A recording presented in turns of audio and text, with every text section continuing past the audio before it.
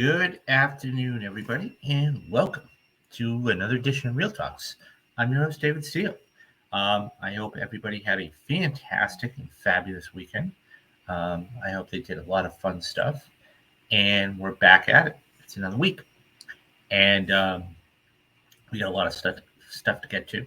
Um, and as of course, as everybody knows, there was a little movie that came out this last weekend, just a small one. Really kicked off the blockbuster season. We'll get to that in a couple of minutes. Um, but before that, we have something that actually debuted last night.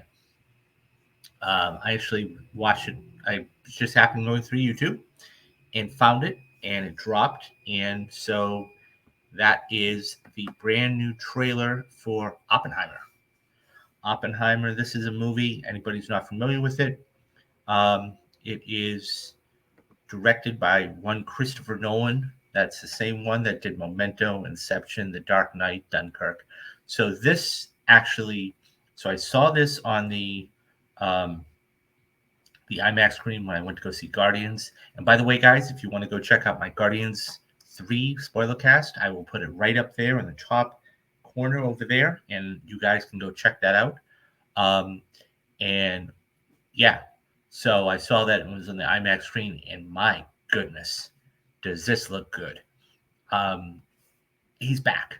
That's all I gotta say is he's back. Um, this is not only a stacked cast, as I've been telling you guys about for a long time.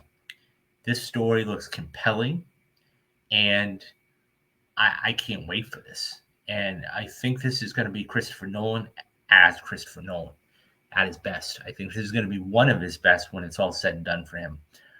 So anybody who's not familiar with this story, it is a story about um, the gentleman who developed the nuclear bomb for America. And so, um, it is one of the stories that it is not a, um, how should I say, it's, it's not a sexy story, for lack of a better word. Probably not the right phrase to use. It is not a mainstream story. It is a story that is underappreciated because it kind of ended World War II for all intents and purposes. Um, his name obviously was J. Robert Oppenheimer, and how he developed it. As I said, this cast is stacked, and I can't wait for this. So this is coming out July 19th, the same day as Barbie. So it's going to be interesting to see the optics on that. But anyways, brand new trailer that just dropped. It looks, as I said, it looks fabulous. And I think that, so this is the story that came from THR about this. Oppenheimer new 3-minute trailer reveals scope of Christopher Nolan's nuke epic. A new trailer for Christopher Nolan's Oppenheimer reveals more story details and characters from the biographical chronicle the story about the first atomic bomb. Um, the trailer, which was first showed at CinemaCon and then revealed in theaters before Guardians of the Galaxy Volume 3, as I was saying, okay, I saw it in IMAX, so it looks stunning. Show scientist J. Robert Oppenheimer, played by Cillian Murphy, is pictured there, teaming with General Leslie Groves, Matt Damon, to assemble a team of scientists during World War II as they tried to beat the Nazis in harnessing the destructive power of nuclear energy. You're the man who gave them the power to destroy themselves, Oppenheimer is obviously warned, and the world is not prepared. The World War II set biopic follows Oppenheimer, known as the father of the atomic bomb, during a moment in history when he knew that testing the atomic bomb might ignite the atmosphere and destroy the world, but hit the button anyways. In learning about the story, I wanted to be there in that room with them, see what it must have been like, Nolan said at Comic-Con. I wanted to take the audience there. To do so, I've assembled the most incredible cast and finest technicians.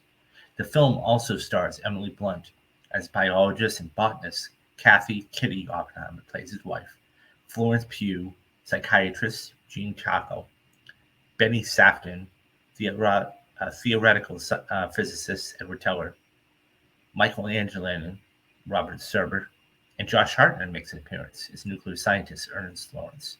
The film also stars in roles not described Raleigh Malek, Kenneth Branagh, Dane DeHaan, Dylan Arnold, David Krumsman. You might remember him from a little show I love. It was called Numbers. I loved that back in the 90s. Idric uh, Alden Actionwright and Matthew Modine. The Universal film was written and directed by Nolan and its first release since the 2020 Tenet, which, that everybody had their opinions about. It's based on the book American Prometheus, The Triumph and Tragedy of J. Robert Oppenheimer by Cal Bird and the late Martin J. Sherwin. The film was shot in a combination of IMAX 65mm and 65mm large format film photography. Oppenheimer releases June 21st. Okay, this looks out of sight. I cannot wait for this movie. It's not the effects, it's the story. This is a story-driven story. This is another biopic about a man that really changed the world. And,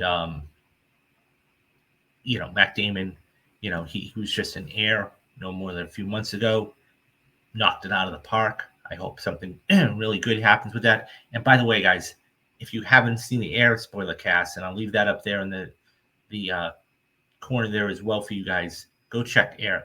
That spoiler cast out. And better yet, go watch the film if you haven't, because it's awesome. So Matt Damon's on a roll right now, and we have a stacked cast. I can't wait for this. And I think Christopher Nolan's back. Now, getting back to Tenet, there was some problems with it because of audio issues, because of a lot of things. But you also have to give it a little bit of leeway because it was released during the pandemic. So all of that being said, I think that, it's one of those things where everybody gets a pass, right? So this is not really. Tenet was like the first misstep, if you will, of Nolan's career. Everything else he's done for the most part, okay, whether it was Inception, whether it was Memento, whether it was the Dark Knight trilogy, especially the Dark Knight Rises, whether it was Dunkirk, whatever it is, he's always come out and made great films. He's a filmmaker's filmmaker, if you understand that terminology. He loves story. He loves, depth and story. He loves character-driven stuff. That's what this is. And it's about one man and how he's having to, come to grips with making possibly one of the most devastating things ever made. And also stopping, this evil force in the Nazis who could get something like this. So I think it's one of those things where I wouldn't be shocked. And by the way, Cillian Murphy, okay, he's been in 4 or 5 Christopher Nolan films. Let's not forget that. So it's one of those things where I think that when you work with a filmmaker for a long period of time, you get to know what they want. And he even came out and said he was pretty, his word, desperate to be in a Christopher Nolan film because he really, really thoroughly enjoyed working with this. Now, could this have any, effect with awards down the road? It is interesting because as we've seen over the past, 7, 8, 9, 10 years, okay, I would expect, if I were a betting man, I would expect Murphy to get some sort of Academy Award consideration here. I think he might. Okay, I think he might get a Best Actor nomination.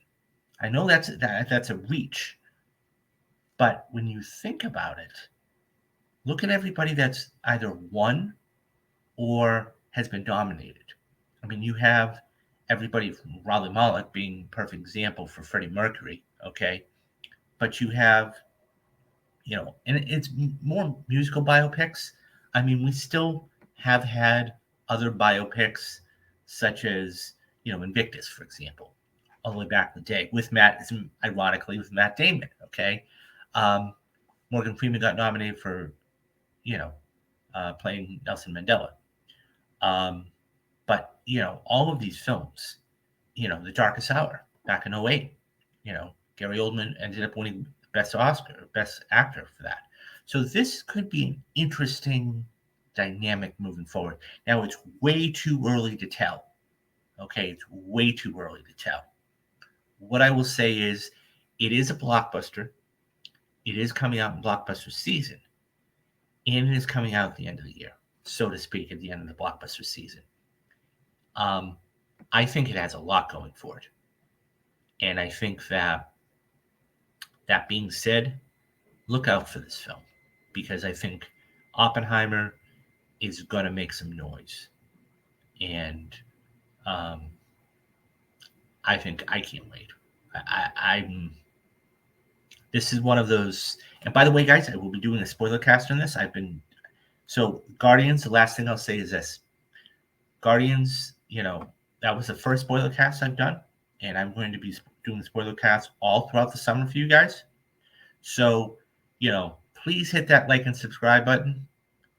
You're getting all this content for free. I'll be talking about the Patreon at the end of the show, and a couple other ways you can support me. But I will be doing spoiler casts for all these movies, whether it is Across the Spider-Verse, The Flash, Mission Impossible, all this stuff for you guys. So yeah, I think Oppenheimer looks great. What do you guys think about Oppenheimer? Have you seen the trailer? If so, did you see it with Guardians of the Galaxy 3? Or did you just watch it on YouTube like I did? Who are you excited to see in this film that maybe you wouldn't necessarily get to see? Are you going to go see this film? Anyways, leave your thoughts down in the comments, and I'll get back to everybody. Okay, so as I've been talking about, there was a little film that came out this last weekend. Just a small film. It's been, out there for a while. I mean, not out there for a while, but it's been there. And that's Guardians 3. In Guardians 3, this is kicking off blockbuster season. And this is the one that everybody was looking forward to. Not just because it is Guardians of the Galaxy. Not just because it is James Gunn. Not just because it is Marvel. But they wanted to see everything wrap up in a nice little bow. And that's what he's done. I saw it. I liked it. I really liked it. Was this his best Guardians movie? No, I think that's still the 2014 original Guardians of the Galaxy. And why we care about these? Do we care about these characters so much? Because he did make the first Guardians so good. And I think that, it had all of the things you wanted, right? So it actually did pretty well. Okay. It came in a little low than expected, but still. So this comes from the Hollywood Reporter once again, and it talks about the opening weekend for Guardians of the Galaxy, and it made $118.4 million after over the weekend. James Gunn's Guardians of the Galaxy Volume 3 topped the weekend box office with a domestic opening of $118 million, well behind the last film in the standalone Marvel franchise, but enough to prove that the new movie is still already benefiting from strong audience sentiment. Final numbers are higher than Sunday's 114 estimate, thanks to an extraordinary Saturday to Sunday hold for Marvel Picture or any event title. The film was down 18% in the Marvel family. Only Avengers Endgame and Infinity War saw the same, or slightly better holds. And compared to the recent fare, Guardians 3 saw less of a Saturday to Sunday drop than the Super Mario movie, which was at 28%. But to be fair, Super Mario has been out 5 weeks. So the news was even better overseas, where the superhero pick placed number one everywhere, starting with the better than expected $170.9 million from 52 markets, from a worldwide debut of $289.3 million. Sunday's global estimate was $282. China led with 28 million, followed by the UK at 14, South Korea 13, Mexico at 13, and France at 8.2. In China, Guardians 3 came in at a surprise number 1 with 28 million despite competition from homegrown fare. That's less than the 49 million debut of the last installment. It's a strong number considering that most Hollywood movies have been doing normal business in China, and the movie is huge in South Korea. It's already earned more than Super Mario, which is already doing well across the rest of Asia, Europe, and Latin America. Any domestic opening over $100 million in the post-pandemic era is nothing to be dismissed. Still, Guardian's initial performance in North America is mixed news for Marvel and Gunn, who now runs rival DC Studios. It sparks further concern that superhero fatigue has settled in at the box office as the 2023 summer kicks off. Only a year ago, for example, Marvel's threequel Doctor Strange and the Multiverse of Madness soared to a best $187 million in its domestic launch. Guardians 3 certainly didn't lack for audience love. It earned an A cinema score and strong exit on post-track, and that support is already paying off. On Sunday morning, Marvel and Disney thought the movie might clear no more than 110 million for the weekend, but traffic was better than expected throughout Saturday, and it saw a bump over Friday. If that trend continues, the threequel could enjoy a long run. Reviewers felt differently than consumers, with Guardians 3 sporting the lowest Rotten Tomatoes score of the three films in the franchise. In 2017, Guardians Volume 2 opened to 146 million, which was the first Guardians, while the first one opened to 94.2 domestically in 2014, and that's not adjusted for inflation. It's a little unusual for a title in the MCU to open behind the previous installments in a respective series, but not unheard of sequels that didn't release as high, including Black Panther: Wakanda Forever, which was released as a COVID-19 the COVID-19 pandemic still raged, and Avengers: Age of Ultron. Guardians 3 opened on par with recent Marvel picks, Ant-Man, Wasp, Quantumania, which posted a series best 106 million and 120 million for the 4-day weekend. That movie, however, was ultimately considered a disappointment after topping out at less than $500 million of franchise love. The Guardians 3 continues the long tradition of Marvel movies kicking off the summer season of the box office. Heading into the weekend, most recent tracking showed Guardians opening at $110 to $120 million domestic. Initial tracking showed it launching at $130 million, so the drop no doubt concerned Marvel and Disney. Guardians 3 reunites Gunn with Chris Pratt, Zoe Saldana, Dave Bautista, Karen Gillan, Sean Gunn, Bradley Cooper, and Vin Diesel. Newcomers include Chadwick Boseman as the villain of the High Evolutionary, and Will Poulter, who plays the classic Marvel character Adam Warlock. The film did huge business for IMAX and premium formats, which delivered 40% of the business. IMAX alone turned in $25 million on a global basis. After ruling the roost for 4 weekends, Universal and Illumination's billion-dollar blockbuster Super Mario, with voice by Pratt, finally fell to number 2 with an estimated $18.6 million for a hefty total of $518 million in short and north just of $1.16 billion globally. Warner Brothers' Evil Dead Rise jumped the $100 million mark globally in its third weekend. In North America, it came in number 3 with $5.7 million and with a domestic tally of $54 million. Overseas, it earned another $9.1 million from 63 markets for a foreign accumulation of $60.7 million and $114 million worldwide. The Pix's performance at the international box office is still impressive considering that horror doesn't usually travel well. Lionsgate Are You There, God? It's Me, Margaret came in 4th place in its sophomore weekend with $3.4 million for a domestic tally of $12.6 million. Rounding out the top 5 was Screen Gems and Sony's romantic comedy Love Again, which dared to open opposite Guardians 3 since it was going to be a different audience. The movie was DOA on its debut, only grossing $2.4 million. Written and directed by Jim Strauss, Love Again stars Sam Hagman, and others. Okay, so let's talk about this real quick. Um, Superhero fatigue. Is it there? I'm going to say no. I think everybody was looking forward to this movie. I think just because it didn't blow up like the first Guardians, or even the sequel, does not preclude it from being bad. That being said, I think that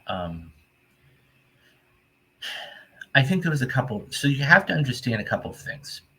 Okay, number one, when you have a film like this, okay, people, I have to backtrack for a minute.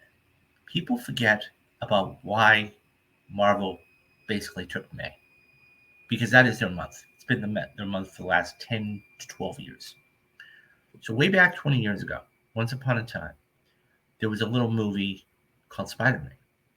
Okay. Now, Spider Man was supposed to open in 2001. Well, we all know what happened there.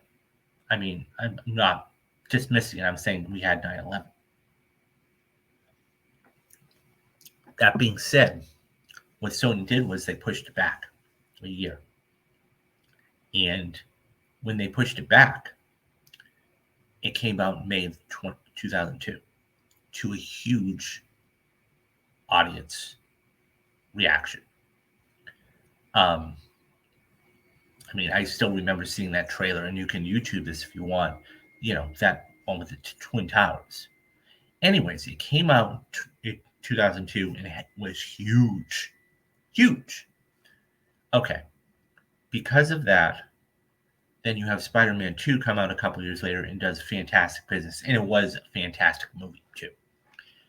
So Marvel and Sony have really owned May for the last. Then we fast forward to 08. So the Avengers comes out in 2012. Okay. For the past 11 years, you've had a Marvel movie come out at the beginning of May. Every single year. Every single year. 2014, we have Guardians, the very first Guardians.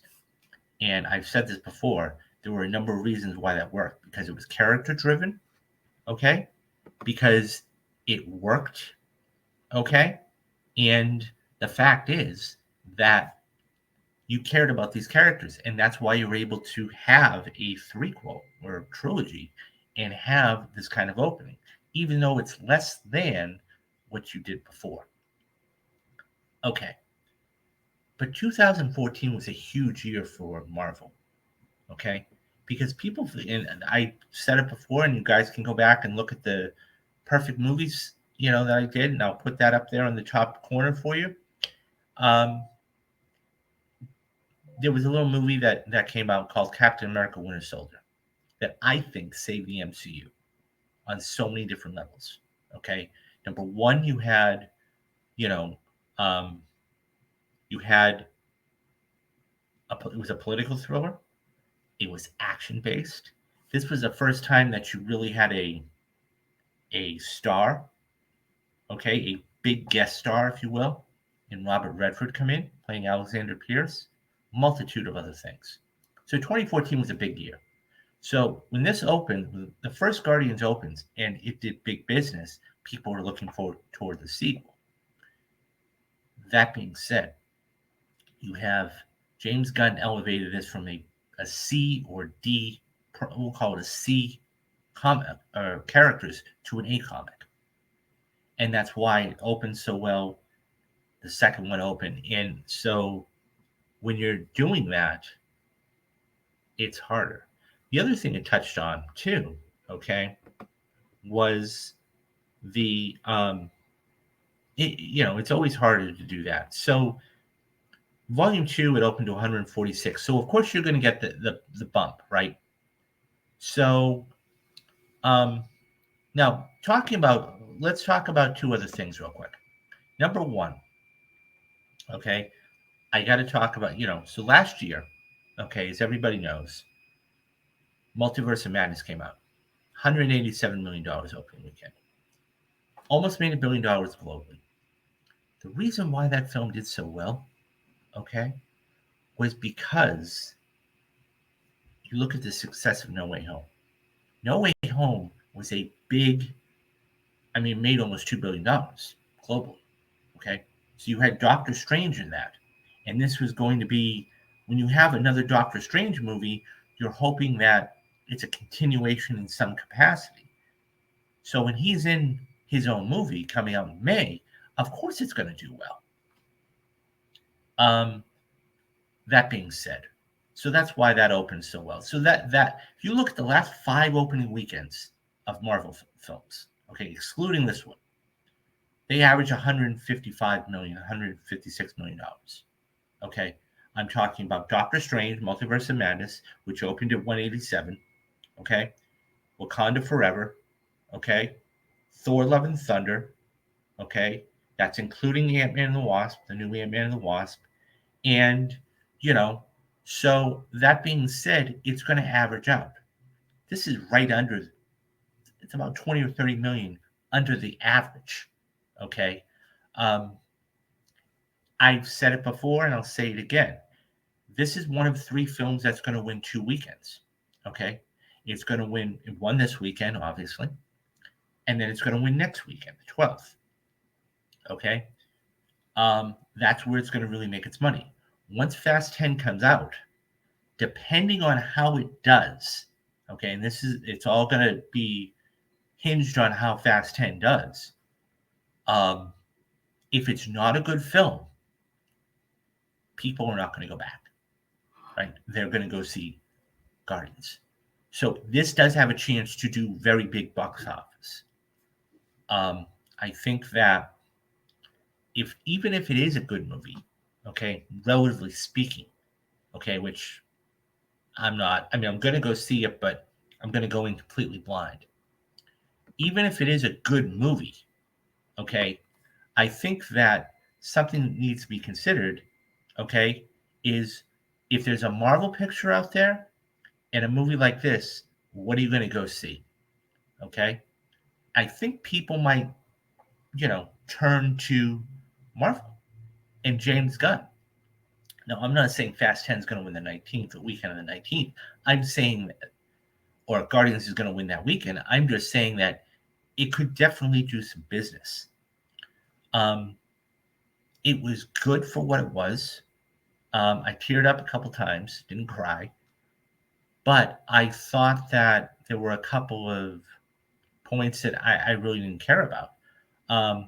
This obviously was an emotional scene here, and how that was done.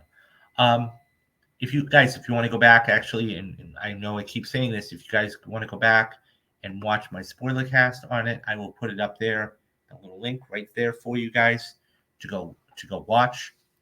I thought it was good. Was it as good as the 2000? No, you can't duplicate that or replicate it. It's so difficult.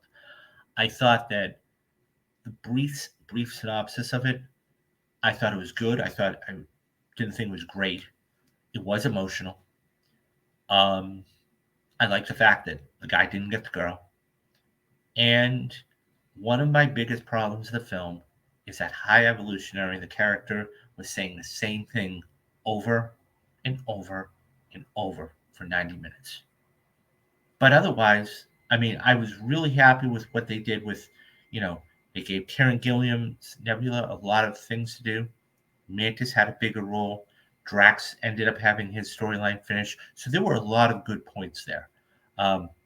So, anyways, yeah, that's Guardians 3. And look, as far as superhero fatigue is concerned, I don't think there's any. There is none.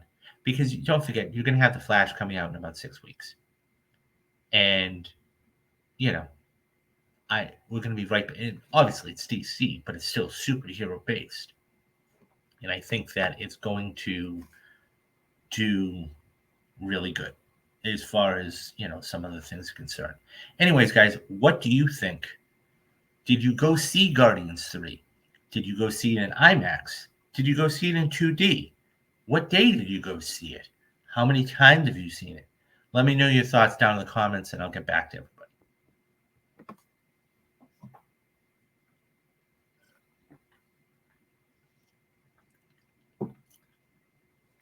Okay, so we have done one Guardians uh, story. So now what we're going to do, and I was just talking about this, we're going to do another Guardians story. And this one's a little more, and this is still, it's what I was saying about the box office, right? So this one, okay, comes from Variety, and it talks about the staying power. And it says, for Guardians of the Galaxy 3, it's all about box office staying power.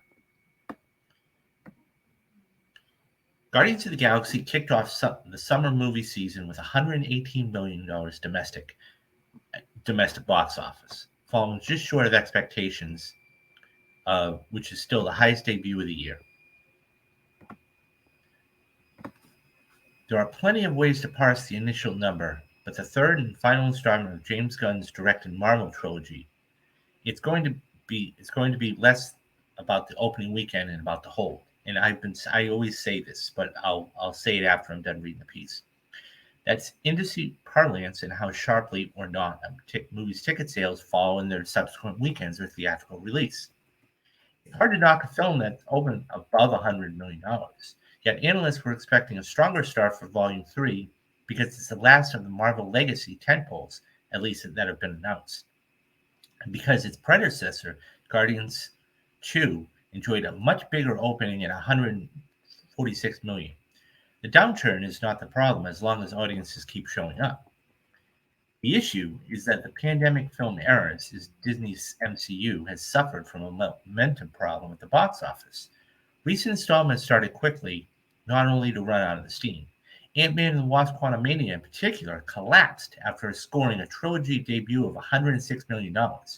Ticket sales for Paul Rudd's third standalone adventure cratered 70% in its second weekend, culminating a worrying trend from Doctor Strange Multiverse of Madness, down 67 in the second weekend, and Thor: Love and Thunder, a 67.7 dip in its sophomore outing. It would be alarming for Guardians to suffer the same fate, because it was reinforced the narrative that the MCU is struggling and maintains a A-list franchise.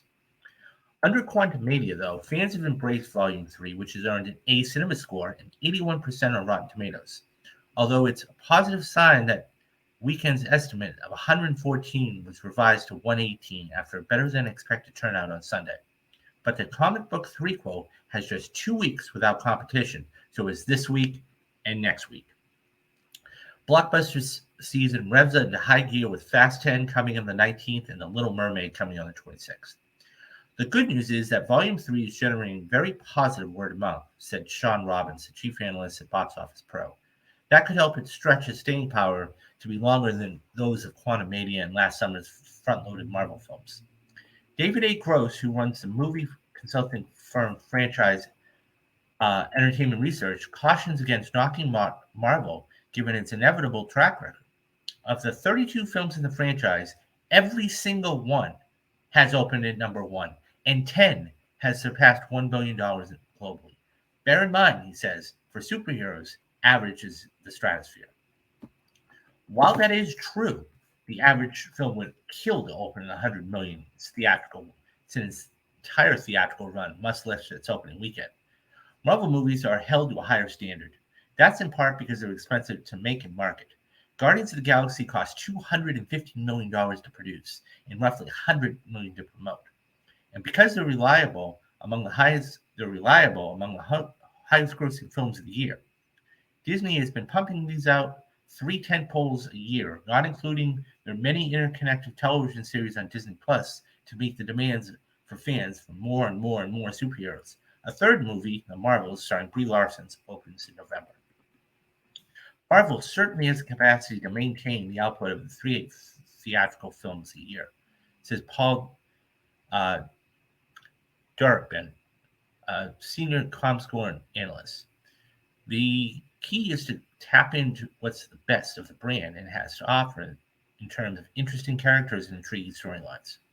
It's been hard to sustain the that level of output since 2019's Avengers Endgame, an epic finale that was 10 years and 22 films in the making, especially as movie theaters continue to recover from the pandemic.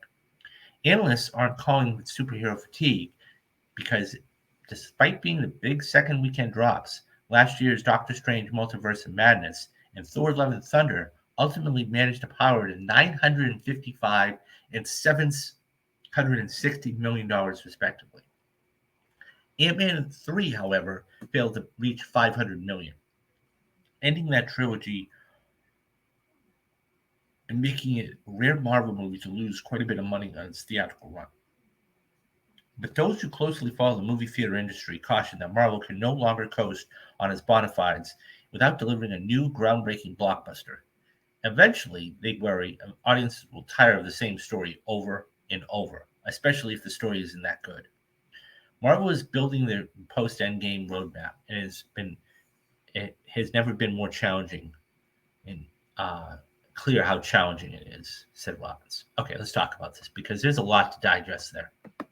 So first and foremost, okay, I think what you have to look at is the fact is that as the piece stated, okay, you had 22 films, okay, that led up to over a 10-year period that led up to um, Endgame and Infinity War. And by the way, guys, I did a 5-year excuse me, I did a 5-year anniversary um, video on Infinity War. I will put in the right up there in the corner. So that being said, here's the thing. What Marvel there's a lot of things going on. There's a lot of moving pieces. As I said, the big start from Multiverse of Madness, okay, was because of No Way Home. Because No Way Home, okay, what they did was they had Doctor Strange in that. So when Doctor Strange is in the next one, you're thinking, okay, this is going to really be cool. Even though it wasn't, So that's why, number two, you will never see a Marvel movie, at least in my lifetime, okay, that will gross under 100 million opening weekend, ever. Because they have the audience. It's a 4-quadrant film. You have your comic book readers, you have your kids, and that's why they're all PG-13. They can get away with some stuff, okay? You have your adults, okay? And they're going to be fun for everybody. Now, it's all about the story.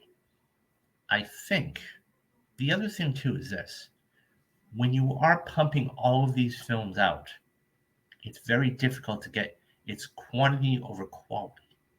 And I think the problem becomes that, and especially with the Disney Plus series, right? Whether it's Loki, whether it's WandaVision, whether it's She-Hulk, I would rather see the Marvels. I would rather see 5 incredible projects a year over both, whether it's feature film and Disney Plus, than 10 mediocre ones. Because people are getting tired of it. They won't say it, even though the Marvels was one of the highest rated film or shows on Disney Plus. Okay, that all being said, the other thing now, look, if you want to introduce a character like a Miss Marvel on Disney Plus to have it be there in November, that's fine. But I don't need you to keep pumping these things out, and that's the problem. All of that being said, I think that Marvel has made their money. They've made their billions of dollars, not only on good storytelling, because they have had quite a few, as the piece described, okay, hit $1 billion. Now, I've always said this, okay? They've had 32 films, okay, Every single one, think about this. Every single one has debuted at number one. Every single one. And 10 of them have hit $1 billion. That's incredible, or more. That's incredible. That's incredible. So the problem with a film, and I did, at the end of the spoiler cast, I talked about this with Matthew. You have a lot of films out there that their post-credit scenes, okay, we don't know where they're going. We have no idea. All we know right now is we have a big bad in Kang that was in Loki season 1. That's it. That's it. Okay? You have films that you've put out that you have not announced anything for, that have nothing, I mean, to a certain extent, almost nothing to do with it. And people are wondering what you're doing and where you're going. You have the Eternals, okay? You have Black Panther Wakanda Forever. You have, several other films that are not, I mean, Guardians of the Galaxy, that end credit scene, which I won't talk about. You guys can watch the spoiler cast for that. You have all of these things, but Kang has only been in one series. And that film, Ant-Man and the Wasp, which, by the way, they shoehorned him in because they said, "Oh, we've got to tell him what the big bad is. We got to," and it didn't work. It didn't work because the thing is, if he's supposed to be such a big bad, okay, why are you putting him in an Ant-Man movie then? It doesn't make any sense. I mean, if you want to tease all of this, fine. But that's why they did what they did. And as far as the drop is concerned, Marvel films have always been front-loaded, inevitably, invariably. Whether it's Doctor Strange at $187 million, or it's Thor: Love and Thunder, or it's, Guardians of the Galaxy, they've all been front-loaded. All of them. And then, yes, it's about, I've always said this, it's not about that opening weekend, because everybody's going to go to it.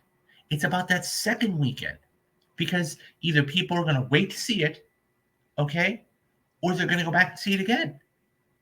And this is why, look at Mario. And I know it's animated, I know it's, shorter, but look at Mario. That film had legs, okay? That made over $500 million domestically. And it was number one for 4 weeks in a row. And it still made almost $19 million this week. Think about that. Think about that for a minute. Now, I will say one thing. They do have a luxury in May. Okay? Because here's the thing. Okay? If it's going to, I said it's obviously going to win this weekend, it's going to win the next weekend. It's all going to depend on what Fast 10 does. If Fast 10 is not good, let's say it comes out and it's just not good. It's going to win the weekend. I'm not saying that. But let's say it's not good. People are going to go back to see Guardians again.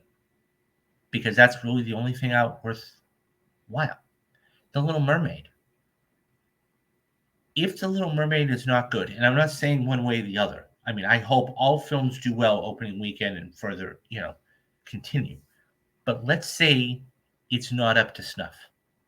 Okay, let's say it's not as good as people hoped it was going to be.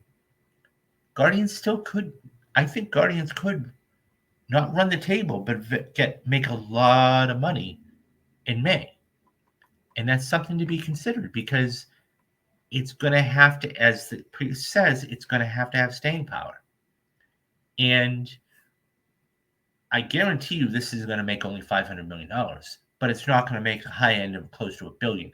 I think this could come right in at $700 to $800 million, which would be a success for them. considering this is the last James Gunn film, considering, a multitude of other things. But once June starts, forget about it. But I can't see Fast 10 being good, and I can't, and I mean, maybe it will be, and I don't know. But all of the indications right now are Little Mermaid's not going to do well because people are getting very tired with the live action Disney movies. Even though The Lion King made $1 billion, okay, and even though Beauty and the Beast was okay, but Pinocchio was a disaster. Dumbo is not good. So I think they're going to really, and if that happens, then I think Guardians is going to do very, very well. But we'll have to see. So it will definitely win this. It definitely win this weekend, and it definitely will win next weekend. Anyways, guys, what do you think? How long do you think this run could go on for Guardians of the Galaxy? How many times will you see Guardians of the Galaxy in the theater? Will you go see Guardians 3 if the other films aren't good? Let me know your thoughts down in the comments, and I'll get back to everybody.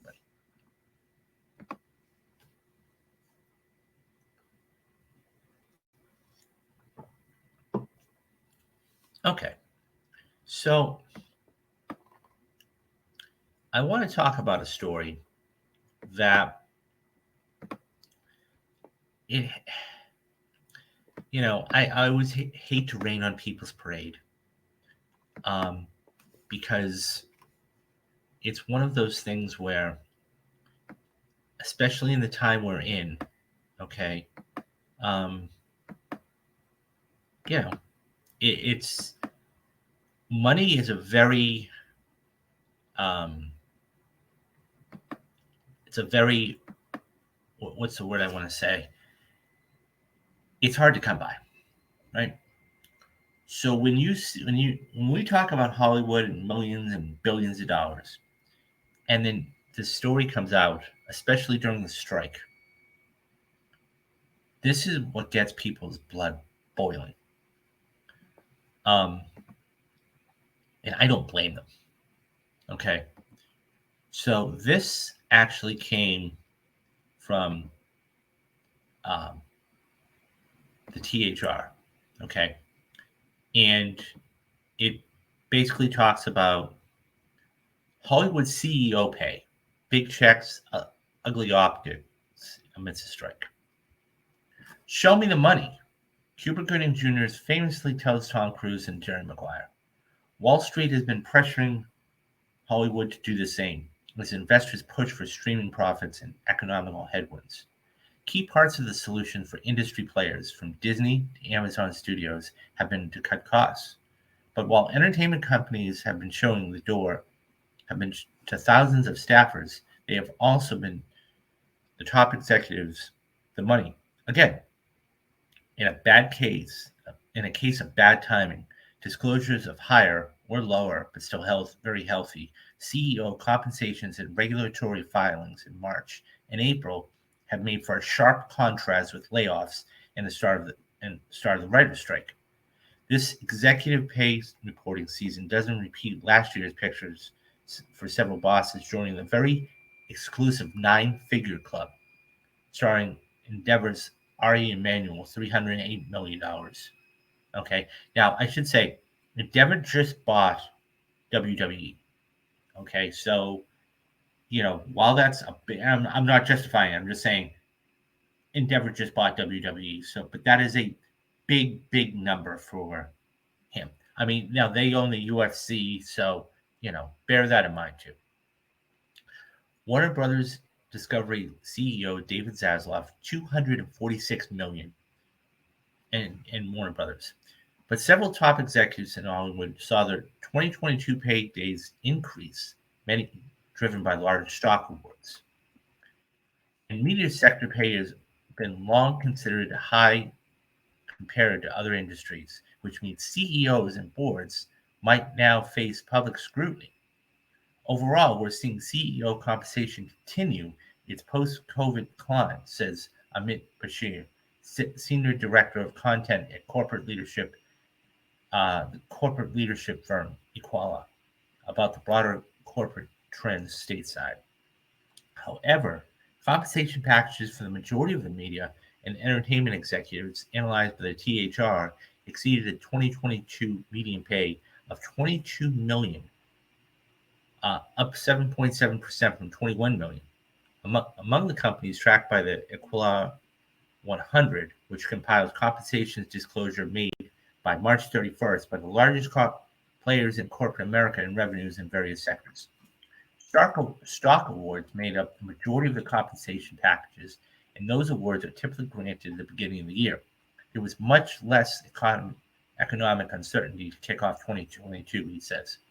Therefore, the negative impacts such as cost-cutting and employee layoffs are not necessarily reflected in the value of those stock awards.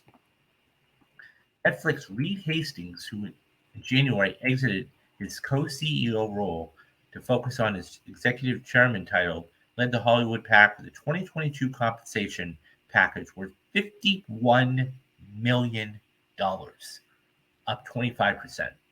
Meanwhile, the biggest pay gainers of THR's list below is Paramount's global CEO, Bob Backlish, with a 60% bump. Comcast's Michael Kavanagh, who in October was elevated from CFO to the additional role of president and recently took on an oversight of entertainment and arm of NBC Universal when its CEO, Jeff Shell, was fired for, quote, an inappropriate relationship, saw a 48% pay raise. The critics were not appeased by the fact that Shell and Bob Chapek, the former Disney executive, who was replaced by Iger at the end of the company's previous fiscal year, earned less in 2022 than in 2021. Last year, 8 Hollywood CEOs made nearly $800 million, yet pay for TV writers has fallen by 23% over the last 10 years. Senator Bernie Sanders wrote in a May 2nd tweet. The disclosure of head of a strike posed a PR headache. The optics of massive layoffs are not good if the CEO and other top brass raise compensation, says Wall Street veteran Hal Vogel. Meanwhile, he sees, quote, no surprise, end quote, in cases where corporate bosses have had to take, quote, pay haircuts, end quote, given that. Lots of CEO compensation is tied to stock price performance. Many media stocks finished 2022 down sharply, often underpaying the drop in the S&P 500 stock index, which itself recorded the worst year since 2008. I expect pay at the top will be reduced once again over the next year. The boards shouldn't be afraid to do this, Vogel said. With stock awards typically granted at the start of the year, Backlish says 2023 pay could fall, quote, as many media companies took a hit to close out 2022 as subscriber growth cooled off and the advertising market weakened. In an interesting asterisk, the highest paid executive in broader entertainment sector was not a CEO, but a creative officer. Charlie Collar, who left Fox last year to join Roku as the head of media in late October, started off with a 2022 pay package with a whopping $53.3 million. Time will tell see if that bet pays off. Okay, let's talk about this. So here is the actual, I want to bring this up for everybody. This is the actual chart, okay, that goes along with this report. Now it's kind of small, so let me just, I'll read it, not the whole thing, but I want to give you guys some of the big things. So the light green that you see is 2021, and the dark green you see there is 2022. So at the top, you had Reed Hastings from Netflix. His stock performance was down 51%. Okay, from 40 million in 2021. I'm sorry, he went up. Okay, the stock went down, but his salary went up 25%, from 40.8 million to 51.1 million, as stated in the piece.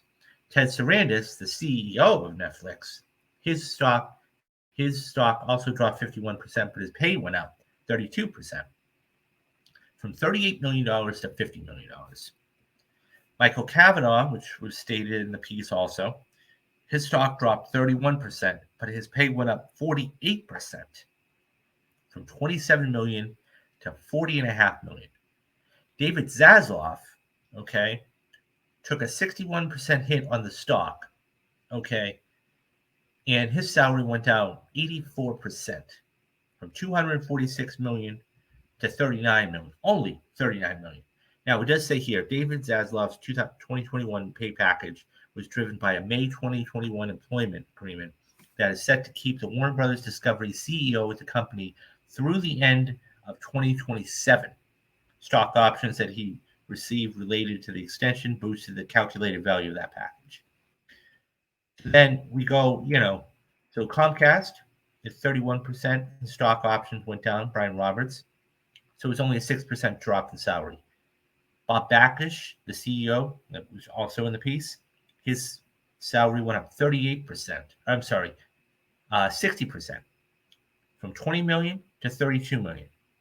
Greg Peters at Netflix went up 38%. Bob Chapek went down 24%. I'm sorry, went down 26%.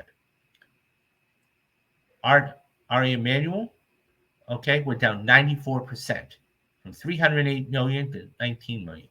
But his 2021 package topped 300 million thanks to mostly a one-time stock grant tied to the company's IPO and initial public offering. His 2022 pay is more in line with what he's expected to do during the year. Bob Iger, who's currently the CEO of Disney at the moment, went down 67%. Look at this. This is, still a whopping number. It went from almost $46 million to $15 million. Jeff Shell, which just got fired, went down. So here's what I'm getting at. Okay, these guys are making way, way, way too much money. Okay, way too much money. And I think that, when we talk about the writer's strike right now, when we talk about the writer's strike right now, when we talk about these people out looking for better, wanting a better job, higher pay, it blows my mind. And look, I get that they're CEO, the head honcho, the top dog, top of the totem pole. But it blows my mind that you have people making that amount of money, and then you have other people who are struggling. And this is just where the rich get richer and the poor get poorer. And inflation is not a problem for these guys, right? Even making the lowest of the bunch there, okay? The lowest of the bunch is Bob Iger. His pay went down 67%, and he's still going to make $19 million. He made $19 million last year. I don't understand this.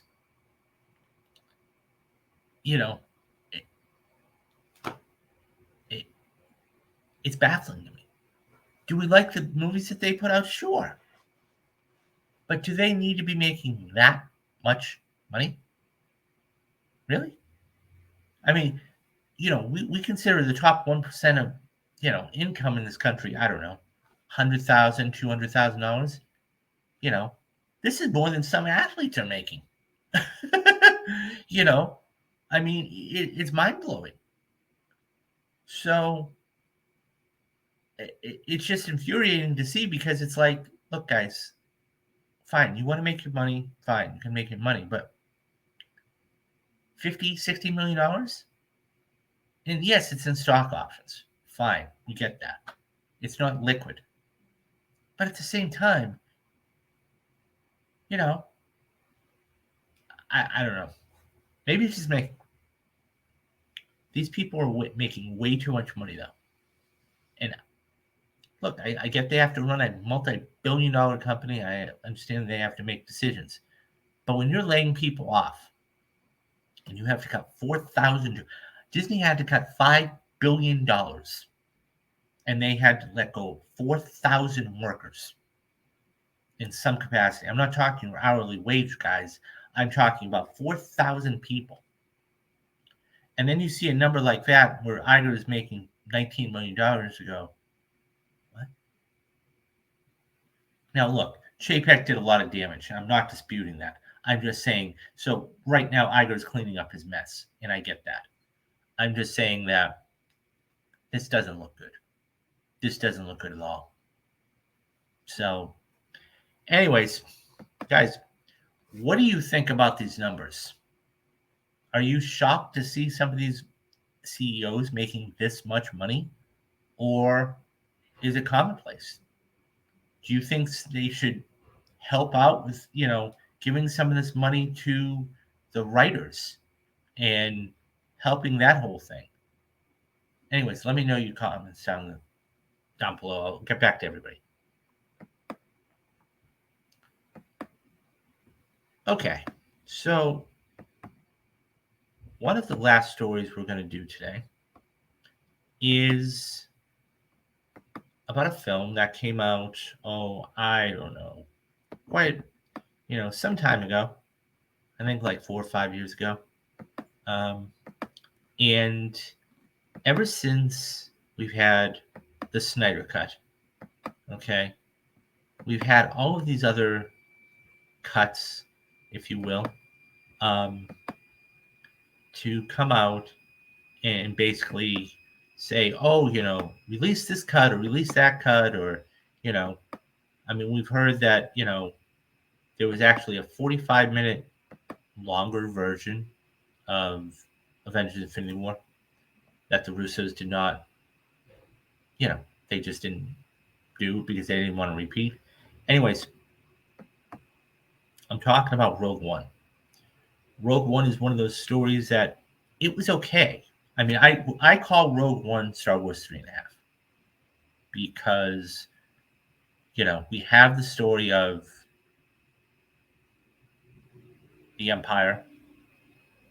We have how Darth Vader came in, and of course we have Episode 4, A New Hope, and one of the stories that had never been told over the course of many decades, many movies, is how the rebels got the plans. That's what this story is. It is the rebels getting the plans to blow up that first Death Star. So, it's been a minute since I've seen this, but it was a good movie. It was an introduction to characters, and how they were done and everything else. So, this comes from THR, and Tony Gilroy, who was the director of this movie. Well, I'm sorry, I believe he was the director or the editor. Anyways, now mind you, this is the same guy that did the Bourne series. Okay, says that there will never be a better edit of Rogue One, and it does not exist. So, Rogue One, a Star Wars story, is perhaps the most maddening of the Disney Star Wars films. There is so much potential that made it on screen, and also so much that stumbles along the way. The film is gorgeously shot by Dune cinematographer Greg Fraser. The ending is emotional and shocking. Casting Andor, which of course we have, the whole Andor series, Diego Luna, and his robot sidekick K2SO remain enduring. Yet the film is burdened by a soggy midsection of listless lead characters, including Jay Erso, played by Felicity Jones, among other issues, or perhaps not. Debating exactly what went wrong with Rogue One is part of the fandom. So let's transition.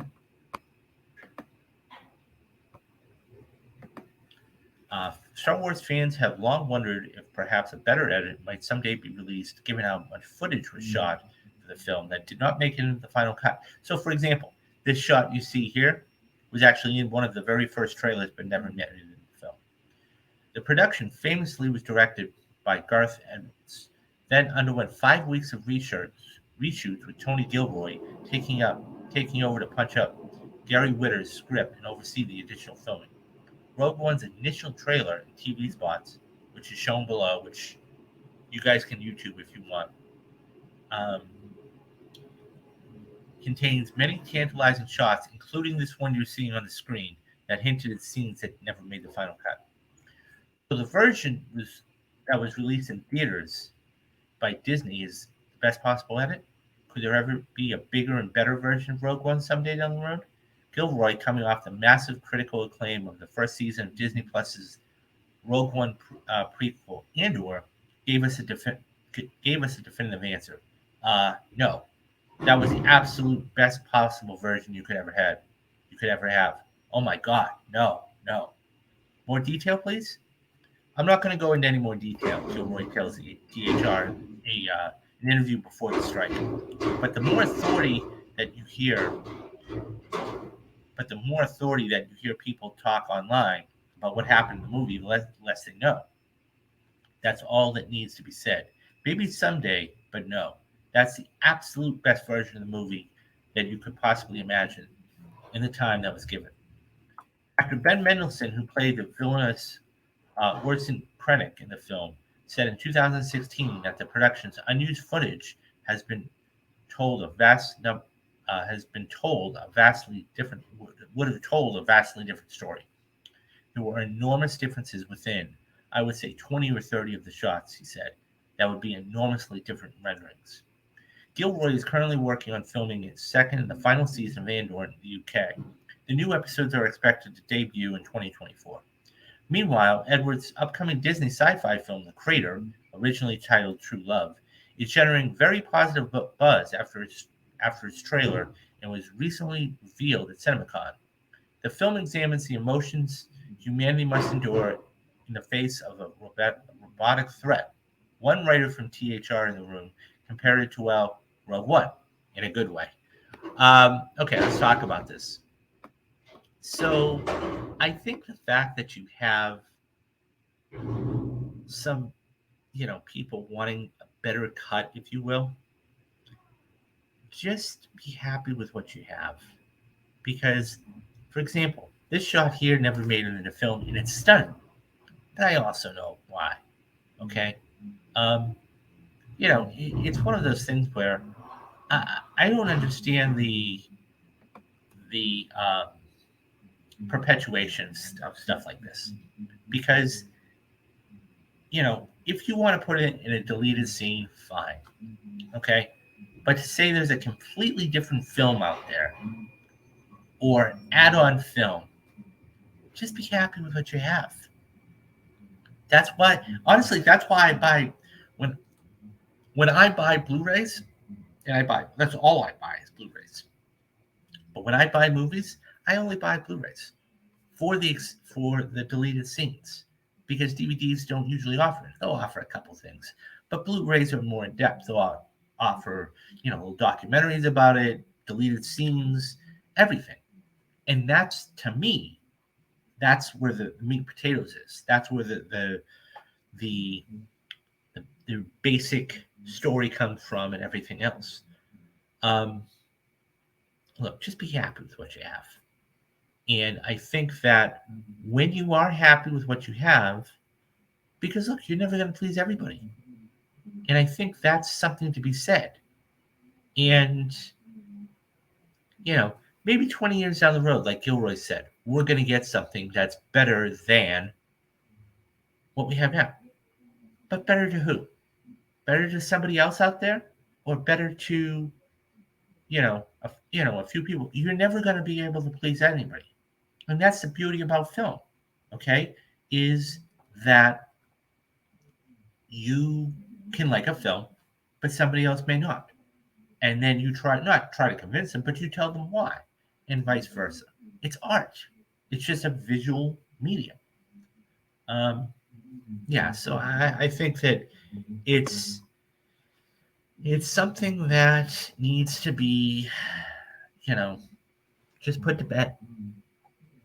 You know, it just needs to be put to bed. And, you know, it is what it is. It is what it is. And that's, we can always wonder, right? So, anyways, what do you guys think about this? Have you seen Rogue One? Did you like Rogue One? Did you think it fit in to all of the different lore of Star Wars? Who was your favorite character of Rogue One? Did you like Endor? Leave me your thoughts down in the comment section and I'll get back to everybody.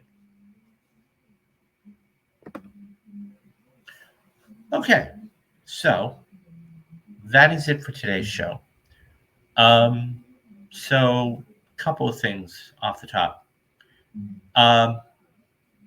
I did say I was going to do the live streams, and I will. I have not forgotten about the Untouchables and Training Day. I want to do them. Well, I have both the notes together. So I will put that up. I will do that sometime during the month of May and get that up on Patreon for you guys. I have not forgotten. Trust me. Speaking of Patreon, if you want to go there right now, what we have for you is what I have for you is this. I have two different levels. I have one that is $5 and I have one that is $10. Okay. $5 is going to get you Mob Mondays. Mob Mondays consists of